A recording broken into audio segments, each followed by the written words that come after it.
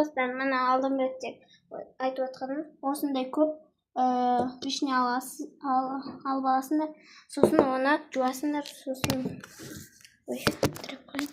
сосын осындай шайнек керек болады бізге. Шайнек емес, су. Достар, мохито істейтін болсаңдар, морозилке қойып қоясыңдар. Мен екеуі істеймін мысалы. Мята алып, оған мынандай мята керек. Мята керек осындай. Көп алып қойсын. Қазір. Енді мынада қоя саламын. Бірінші су құйып аламыз енді. Құямыз.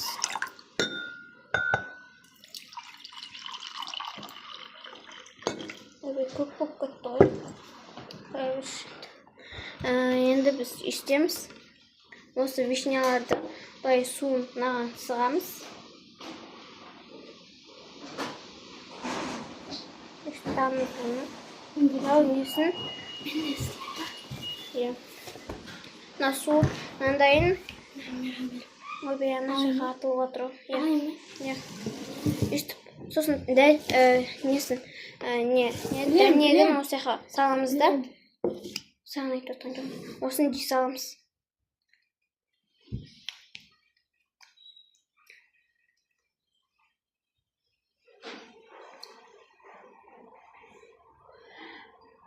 Осыны істеп болайық.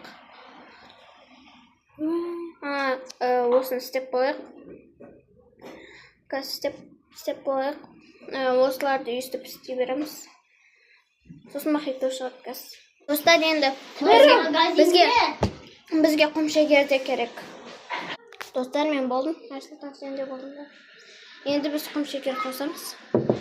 Осыларды істеп алдым. Енді айырым әлханға істей салам. Артық қалыпты. Енді құм шекер қосамыз. Қанша қасық? Көп қасық қоссақ, тәтті болады. Мохито сияқты.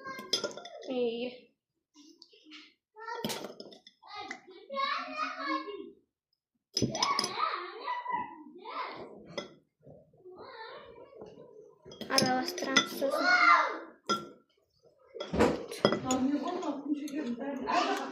Енді қазір құм шекерді істеп аламын. Достар, енді біз қостық құм шекерді сөйтіп айтамыз.